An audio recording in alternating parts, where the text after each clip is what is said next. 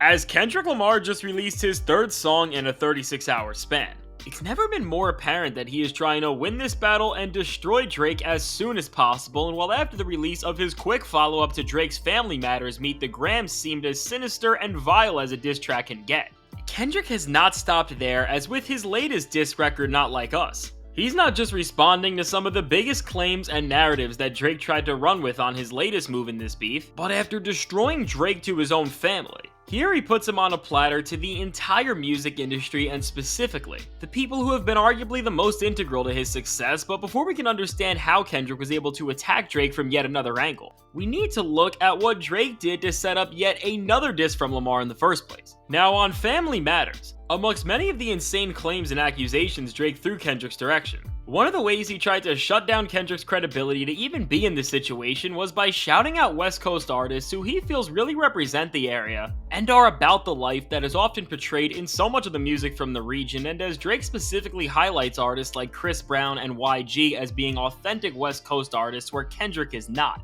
Just like Lamar has done over and over again in this feud, he uses Drake's claims and puts them right back in his face, as one of the first things you hear on this track is the one and only production tag from DJ Mustard, and as Mustard is the producer from the West Coast who has hands down put out the most hits over the last decade and has worked right alongside YG since they emerged on the scene. By hopping on a Mustard beat, Kendrick pretty much shuts down another attack from Drake without even opening his mouth, and beyond just the Mustard production, Kendrick takes his troll game up to another level as over this bouncy West Coast beat, Kendrick raps using the same type of flow and rhyme scheme patterns that are synonymous with Bay Area MCs like E40, so with all the musical optics set up here to throw Drake's words right back in his face. When it comes to Kendrick's performance, he has all the power to come at Drake in every single way that one possibly can, and we're not even a full 24 hours before this. He released a cut that between its writing and instrumental was genuinely horrifying and eerie because of how personal and layered it got. He takes a hard turn as he shows us firsthand how versatile he is, as here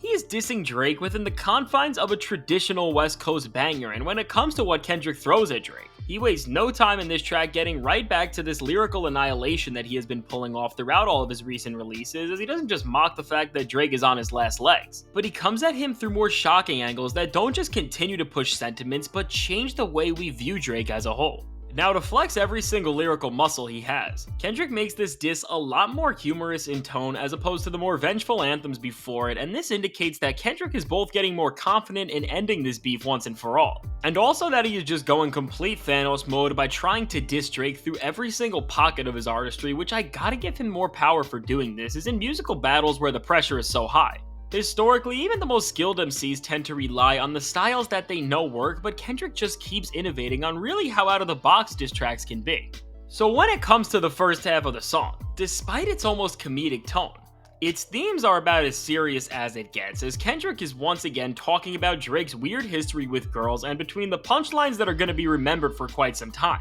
to the creativity Kendrick brings out to call Drake and his crew flat out weirdos and creeps, we see Lamar dissect Drake in a way that, while feeling way more lighthearted, is still just as humiliating and calculated, and what's apparent throughout Kendrick's bars that try to make Drake forever synonymous with this dark part of his career, where Drake seemingly have studied Mr. Morale and the Big Steppers as a way to come at Kendrick's marriage and the personal struggles on his end of things. Kendrick fully studied Drake's latest projects to understand the heart of his rival's twisted morality and his declining state as an artist, and while he's alluded to For All the Dogs already, the more we listen to these disses and decode Drake's lyrics, it seems like the most crucial project to deciphering who Drake is today is his 2021 LP Certified Lover Boy, which through its array of creepy lines that play right into what Kendrick has been talking about right now and were only overshadowed by the Drake and Kanye beef in 2021, gave Kendrick a first-hand view into Drake's philosophy and rationale for the things he has been most criticized for, and projecting all of this understanding. While Kendrick has said some insane things that definitely are supported by the same framework from this project, here, he just clowns the entire album's legacy right on its head as he calls himself the certified boogeyman as a way to mock Drake and what he sees as his impending loss, and he doesn't stop here as he flips the title again to say that Drake is something much worse than a certified lover boy, which I can't even say in this video. Now, the cover of the song builds on this sentiment as well,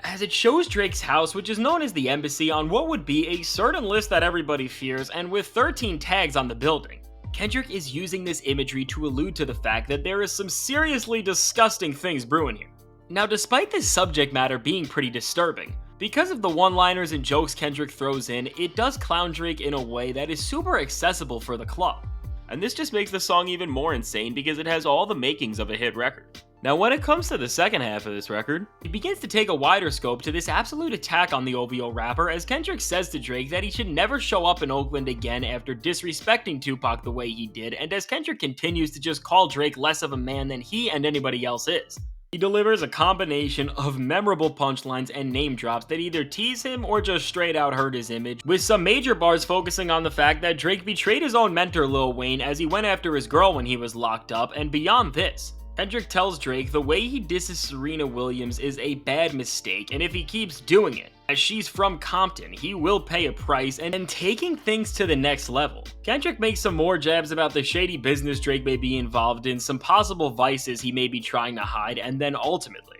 through this smooth West Coast beat, despite the severity of these bars and the situation, he keeps things as a functioning club banger by then calling Drake not the 6 God, but the 69 God, which is absolutely hilarious and is gonna stick with Drake for some time to come. Now on the final verse of this track, Kendrick delivers the nastiest set of bars on the entire song as he directly fires back to some of Drake's disses on family matters, as after Drake made some strange bars about the nature of Kendrick's music and called him a wannabe activist, Kendrick has used his intellect to give Drake a history lesson about the oppression he writes about, and specifically talks about how Atlanta was a place where many people that looked like him were taken advantage of and exploited. And fast forward to today, he brings things full circle by saying that Drake is doing the exact same thing now as over the years. He has used such people as Future, Lil Baby, 21 Savage, Young Thug, Quavo, and 2 Chainz to hop on the waves that they have created, and ultimately earn credibility in the hip-hop world that he otherwise wouldn't have. And looking at all this in this perspective,